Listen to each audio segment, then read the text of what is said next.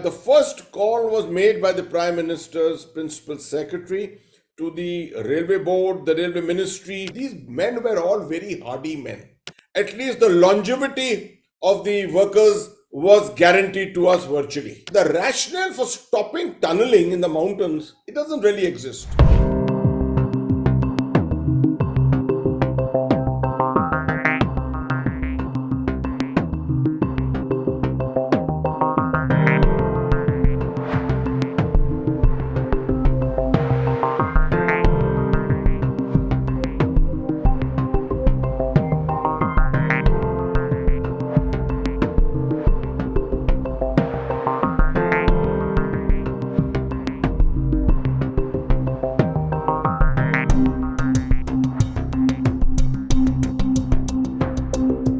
In this particular case, expectations were running very high, but I had the confidence personally in all the measures which were being taken because it was top driven by the Honorable Prime Minister from the highest level.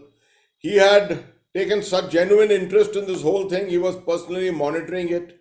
The Prime Minister's office was coordinating the entire efforts. I had been tasked by the Prime Minister's office to make sure that the information was reaching to the public in the right time, very transparently, without any holding back anything.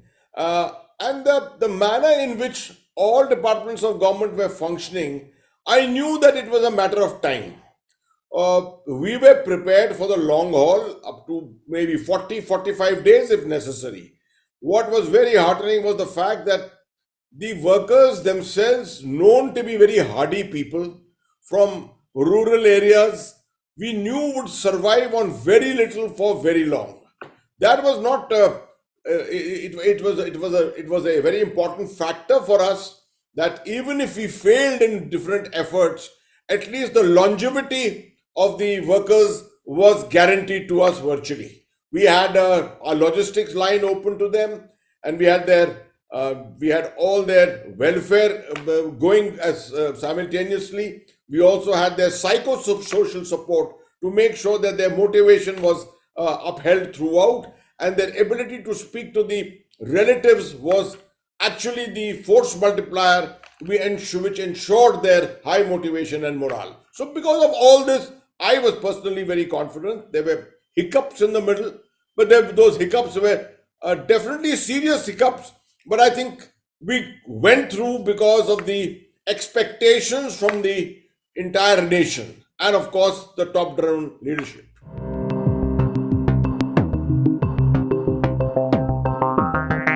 Progressively, lots and lots of organizations came into it. The first call was made by the Prime Minister's Principal Secretary to the Railway Board, the Railway Ministry, to bring on board the infrastructure specialists of the railways, because they are known to be very good in bridging, in tunneling efforts and things like that. They've got a lot of experience. They came on board, and slowly different infrastructure organizations of India joined in. All public sector, some of them private, of course, they had private contractors. Wonderful the way they came together, looked at different options, and then there was no question of just looking for local resources. They looked on an all India basis.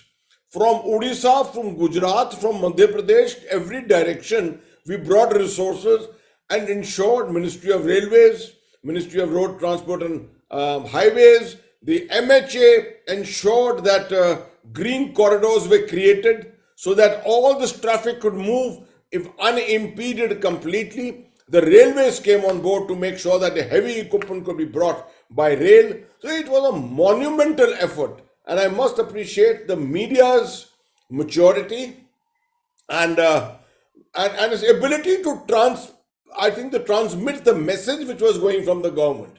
That is that it is a difficult operation. Don't lose hope. Create positivity. Let's pray together. India is together in this. That's the message which was going out.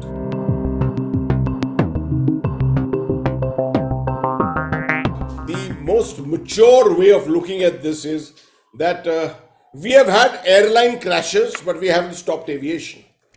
We've had ships going down with cargo, even with passengers, but we haven't stopped shipping. So there is the rationale for stopping tunneling in the mountains. It doesn't really exist. what is important is learn the lessons.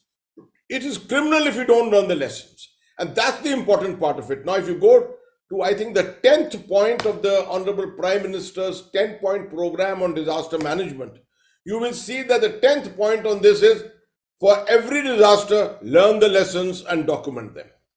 So there will be different organizations which should be involved in this. The NDMA, that's my organization, will look at it from a disaster angle, from a mitigation, risk management and response angle. But the Ministry of Railways, the Ministry of Road Transport and Highways, the Ministry of Mines, etc., will all look at it from a scientific, technical point of view to see how to strengthen this effort, to make sure there's a fail-safe organized effort which goes into all these things. We've got huge tunneling going on, Zojila, the Atal tunnel is there. We've got the tunnel at Sela in Arunachal Pradesh. We've got the tunnel on the Pir Panjal, through which the railway from Katra to Baramulla is about to, in the next 4, 5, 6 weeks, will probably be running. So with all these things there, it is absolutely imperative that we continue to research, progressively research the best tunneling methods around the world.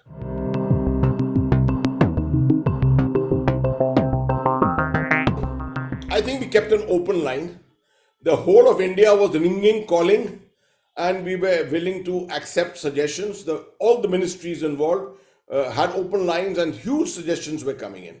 At this time, to ascribe whose idea it was and whose decision it was may not be entirely correct. But the fact remains, you looked for anything and anywhere which could save lives, right? Rat mining may be banned in India, but the rat mining capability still exists. Now, that rat mining capability has been transformed into underground cabling these days, right? There's a lot of cabling going on in the metros and places like that. These are the people who are capable of doing it, not necessary to physically go inside and do that at the moment, but they've got the capability. The ability to work in enclosed spaces for long periods of time, right? And ability to use modern equipment underground in these spaces is something amazing. That is what actually gave us the confidence, and that's why they were employed. They actually outdid themselves. People were expecting, my expectation was 3 meters in a day. They did 11 to 12 meters in that day, despite impediments coming in front of them. So I think this is a marvelous idea and wonderfully executed.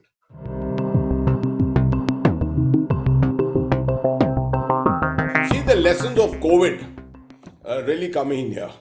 Telemedicine played a huge role in COVID. No one could physically go to doctors. In fact, even till today, I am still consulting many doctors online rather than going physically to them myself. There's a doctor of mine who was earlier in Noida, now is living in Dubai, and is continuing to treat me from there, right? So I think the nation has gained confidence in this, and because of that, once the line was laid, we could bring doctors to keep individually giving advice to all of them. Any ailments that they had, collective advice was the more important thing. Collective advice to keep how to maintain their physiological health throughout. And then medicines on call as per requirement were being sent inside. The large important thing is these men were all very hardy men. They are from rural areas of India. They have been used to hard labor. They are the mainstay of construction and infrastructure all around the country. The Border Roads Organization of the Indian Army, which works all over the high altitude areas, always relies on this kind of labor. And we know what they can deliver. So their ability to, their stamina and their survivability was never at stake.